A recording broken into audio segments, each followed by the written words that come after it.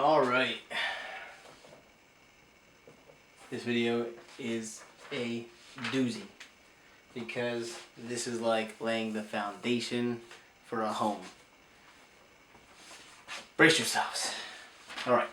The mean value theorem. Why is this such an essential part to curve sketching in calculus? Well, the mean value theorem says assume that f of x is continuous on the closed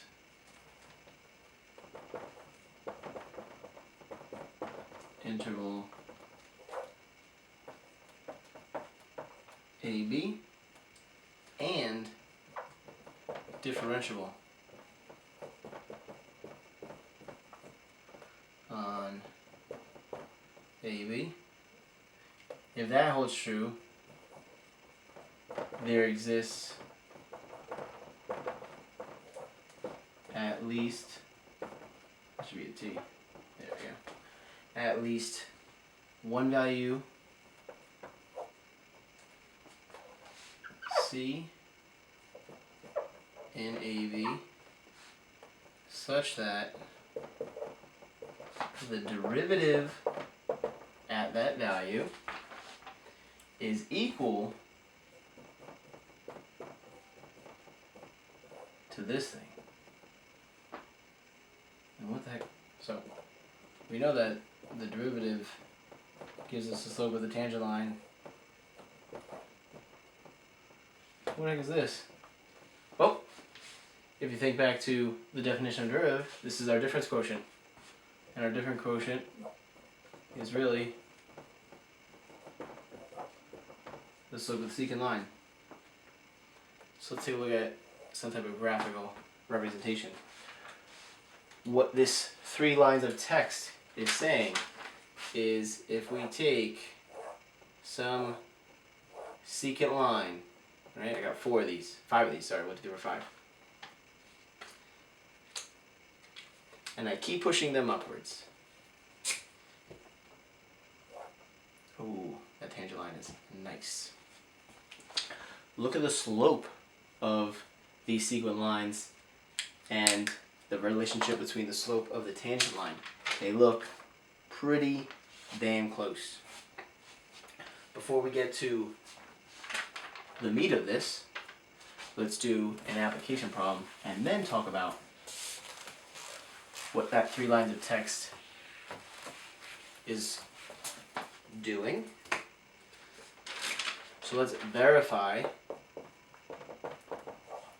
the mean value theorem with the square root function from 1 to 9. Well, the first thing that we need is the derivative, right? So this is really x to the 1/2, so this is going to be 1 over 2 root x. Okay.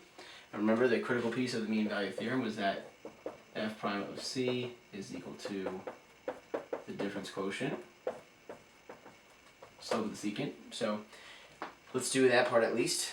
We know that f of 9 minus f of 1, that's going to be 3 minus 1, so it was 2 over 9 minus 1, which is 8. So that's really 1/4. So we need this function to be equal to 1/4, right?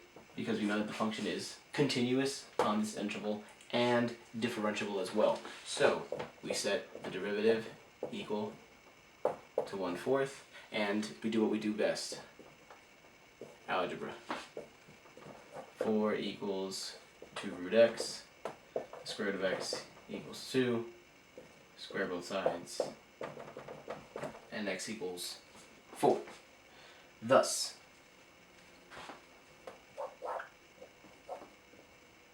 x equals 4 lies between 1, 9 and satisfies f prime of 4 equals 1/4. So what is that really saying? Well, that's really saying, wait, a little bit of room, maybe a different color. to accent.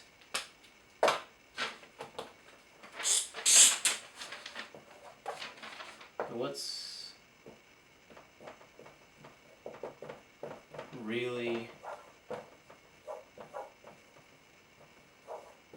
happening? Well, saying that a secant line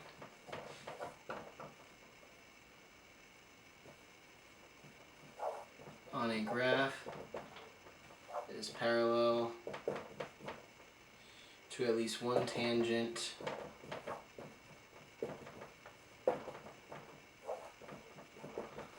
line on the interval AB, which helps us in identifying our critical points. And furthermore, we're going to start delving into the behavior of the function.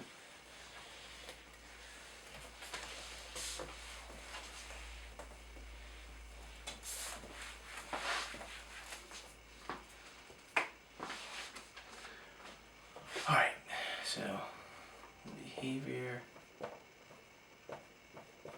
of functions. This is all predicated on the sign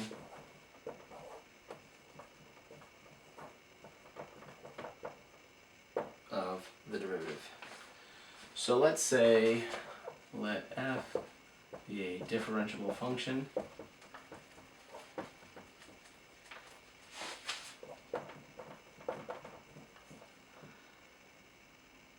on an open interval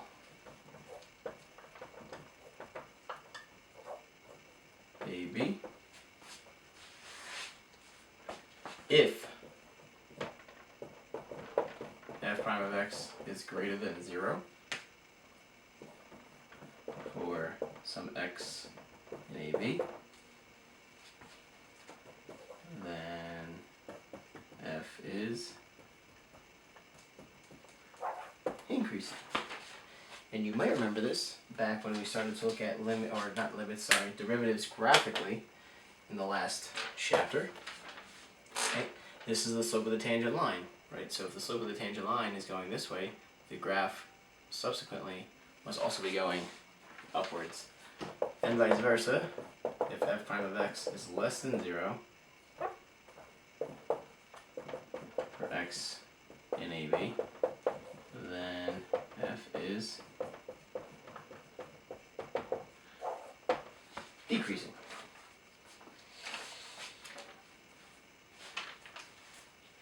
Jot that into your notes. We're going to get some graphical examples to go along with this.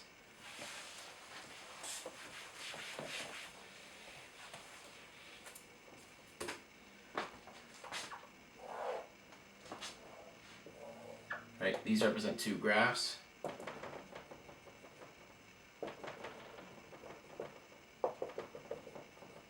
Right, we can clearly see that our tangent lines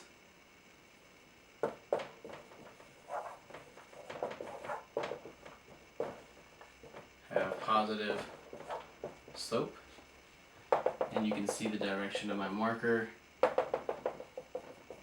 Oops, messed that one up a little bit. These tangent lines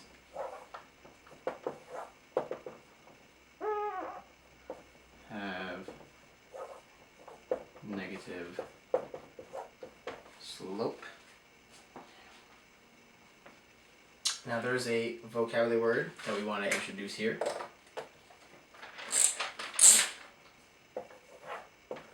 Monotonic. This says that f of x is either increasing or decreasing on some interval. Think of the function f of x equals x.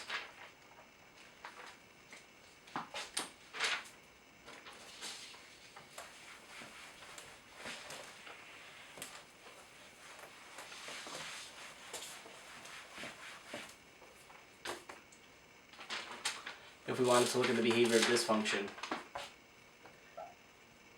f of x equals x squared minus 2x minus 3. Alright, we should have at least a general idea of what this function looks like. Ideally, you know that it's parabolic. But let's say we wanted to know, find intervals of monotonicity. Well, once again, we would need to first find our derivative, which is 2x minus 2. And if we factor that out and set it equal to 0, we'll see that we have a critical point at x equals 1. And we want to determine when is the derivative greater than 0, when is the derivative less than 0. And it's all prefaced around this point.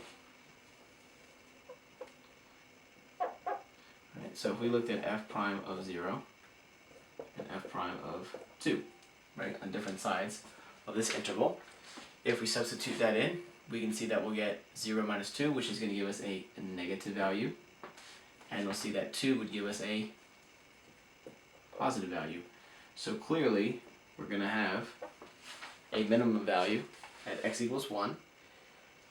That is not the purpose of the question, but since the first derivative is negative or less than 0,